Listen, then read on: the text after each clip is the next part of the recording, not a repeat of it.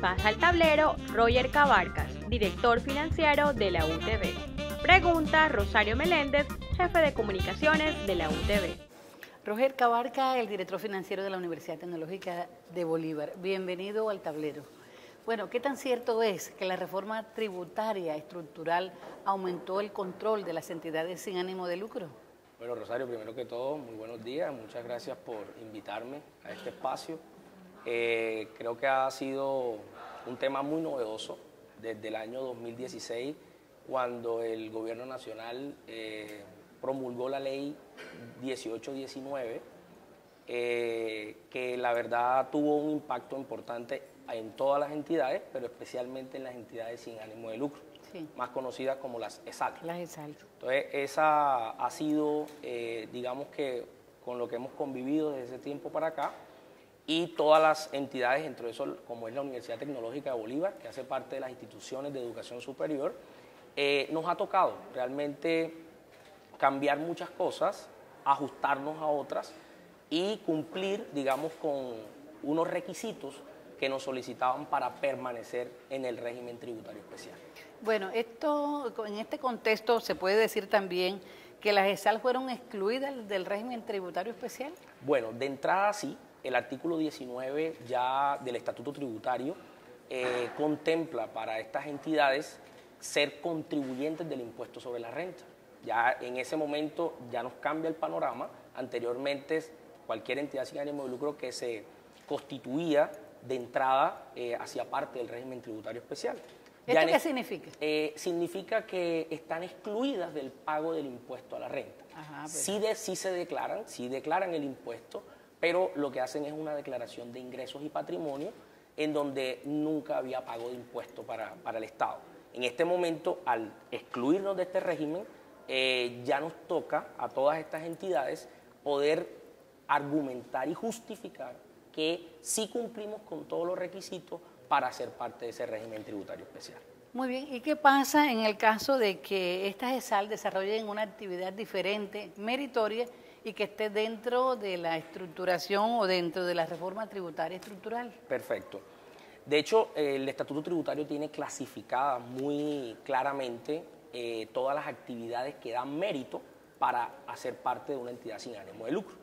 Pongo el caso de la UTB. La UTB desarrolla una actividad de educación superior, somos una entidad aprobada por el ICFES y desarrollamos una actividad que es de interés público y de interés social. Eso está dentro de las actividades meritorias, pero ¿qué pasaba? Que muchas entidades antes de la reforma desarrollaban conjuntamente con las actividades meritorias otras actividades que no lo eran. Entonces eso hacía que ya pues, el gobierno dejara de recaudar impuestos por esas actividades que si las hubiese desarrollado una entidad comercial, sí le hubiese pagado tributo. Entonces esto hace que a través de la reforma se establezcan controles para que las entidades sin ánimo de lucro solo desarrollen estas actividades que dan mérito para pertenecer al régimen tributario especial. Muy bien, ¿y qué pasa entonces en este caso con las donaciones? ¿Se pierde la deducción por el impuesto a la renta? Bueno, la verdad es que con la reforma tributaria las donaciones pierden ese gran beneficio que le daba a los donantes, personas naturales o jurídicas, que entregaban recursos en dinero o en especie y que les daba una deducibilidad del 100% en el impuesto a la renta. Ya en este momento, esa deducibilidad se convierte ya no en una deducibilidad 100%, sino en un descuento tributario equivalente al 25% del valor donado. Ahora bien, hay unas excepciones. Por ejemplo, para poner el caso nuestro de la UTB, las instituciones de educación superior que desarrollen programas de becas que sean aprobados por el Ministerio de Educación Nacional y que puedan ser administrados por el ICETEX o que sean administrados por las mismas entidades, las instituciones de educación superior, van a tener deducibilidad como lo era antes, más descuento tributario. Entonces, ya hay unas características, un equilibrio para ciertas cosas que en realidad tienen un impacto sobre toda la comunidad y sobre todo digamos, el sector social que en este caso requiere de educación de calidad como la que ofertamos nosotros. Roger, ¿a qué se refiere el registro web en el caso o que deben realizar las entidades sin ánimo de lucro? Perfecto. La DIAN habilitó un aplicativo web para que las entidades sin ánimo de lucro registraran o, digamos, le informaran a toda la comunidad, a toda la sociedad civil. Por ejemplo, partía desde el acta de constitución de estas entidades, pasando por digamos, informar quiénes eran sus fundadores, si de una u otra manera, cómo venían sus estados financieros. Toda esa información había que colgarla con plazo máximo al 30 de abril de este año 2018 en ese aplicativo que la DIAN habilitó. ¿Para qué? Para que ese registro, esa solicitud que debíamos hacer las entidades que ya pertenecíamos al régimen tributario especial, como era el caso de la UTB, o aquellas que se estaban constituyendo nuevas después de la reforma, pudieran la sociedad civil hacer sus comentarios y decir, estamos de acuerdo y conocemos que esa entidad cumple con los requisitos para pertenecer al régimen tributario especial. ¿A qué se refiere cuando se habla de la memoria económica y que están obligadas a cumplir las entidades sin ánimo de lucro? Así es. Esta es otra de las características que trajo la reforma. La memoria económica debe ser o es obligación para todas esas entidades sin ánimo de lucro que hayan obtenido ingresos brutos superiores a 160.000 VT, eso es equivalente a 5.090, un poco más de 5.090 millones de pesos en el año gravable 2017, y en esa memoria económica no es más que reportar su gestión. ¿Cómo fue la gestión durante ese año 2017? Y se reportan cosas como donaciones recibidas, donaciones otorgadas o entregadas por la GESAL a otras entidades. Por ejemplo, todo lo que tenía que ver con las asignaciones permanentes que deben ser aprobadas por el máximo órgano social de esa entidad sin ánimo de lucro. E incluso cómo iban a invertir su beneficio o excedente neto del año 2017. Entonces, por ejemplo, en el caso de la UTB, en marzo de este año se realizó la Asamblea General de la universidad, en la cual se aprobó cómo iba a ser invertido el excedente de la universidad, que por fortuna para este año 2017 fue equivalente a 5.069 millones de pesos. Entonces, cómo la universidad iba a invertir esos 5.069 millones que habían resultado de su operación del año 2017. Excelente. Bueno, y en este mismo contexto, ¿a qué hace referencia o a qué hacen referencia las normas internacionales de información financiera? Okay, bueno. Las famosas NIF. Correcto. Sí, de hecho, ese es otro de los cambios importantes, sí, no solo para las entidades sin ánimo de lucro, sino para todas las entidades que existen, para todas las empresas.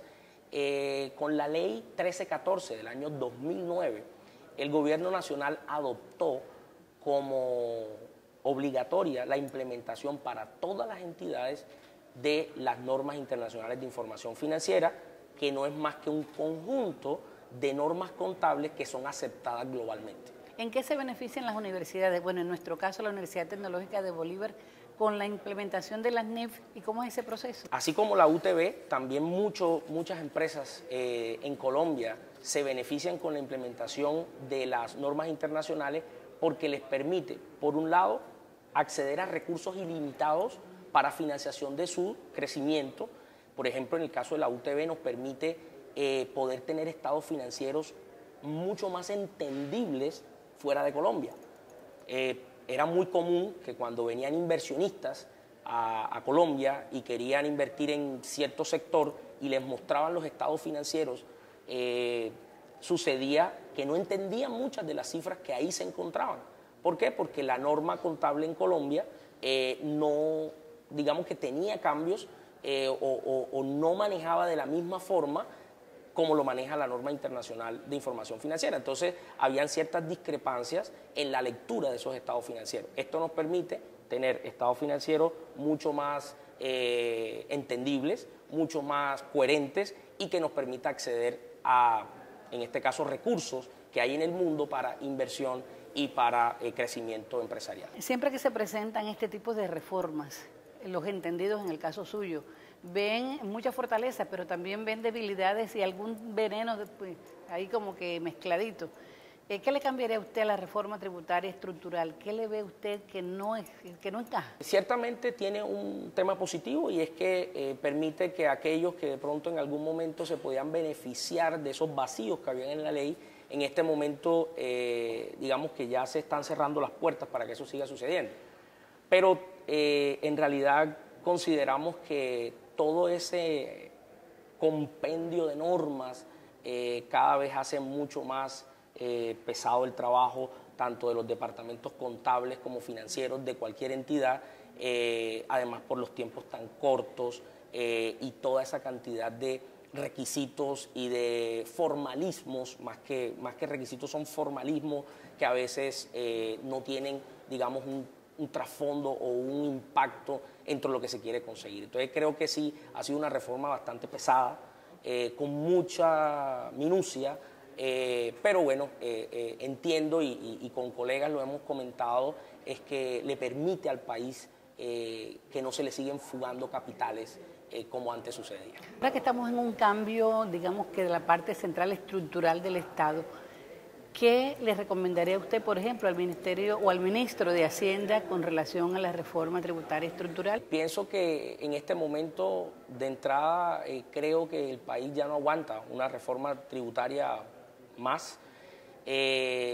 Consideramos que dentro de la reforma, una de las cosas que hubo, que no nos impactó a nosotros como entidad sin ánimo de lucro, por no ser responsables del impuesto a las ventas, el famoso IVA, pero sí creo que haber aumentado esos 3 puntos del impuesto, del 16% al 19%, sí impacta e impactó mucho tanto el sector comercio como el sector industrial e igualmente a todos nosotros como consumidores. Para usted, y ahora que estamos hablando de cábalas y estamos hablando de cambios, ¿cuál sería el perfil ideal de un ministro de Hacienda que realmente le sirva al país? Ok, entonces yo pienso que el país debería tener en ese un cargo de alta responsabilidad un ministro con mucha claridad en la política económica, en la política fiscal, hablando de la reforma tributaria, y que más que generar controles y más carga al país, yo pienso que debe de una u otra manera